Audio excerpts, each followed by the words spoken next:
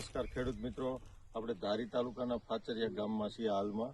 અને આપણે ફાચરિયા ગામના વતની હાર્દિકભાઈ જે છે એમણે મારુતિ એગ્રો ધારીમાંથી રેવા કંપનીનું ગ્લેડિયેટર દવાનો ઉપયોગ કર્યો હતો. તો આપણે હાર્દિકભાઈ પાસેથી જાણીએ કે એને ગ્લેડિયેટર દવાના છંટકાવથી રીંગણીમાં રિઝલ્ટ કેવું મળ્યું છે. આપણે રેવા કંપનીનું ગ્લેડિયેટર જે આ રીંગણીની અંદર મેં વારંવાર અનેક કંપનીઓની દવા મારેલી છે, છતાંય મને ડોકા મવડીમાં એટલું બધું રિઝલ્ટ નથી ને આમ કહો ને તો આમ તંગ આવી ગયો કે આ રીંગણી કાઢી નાખી.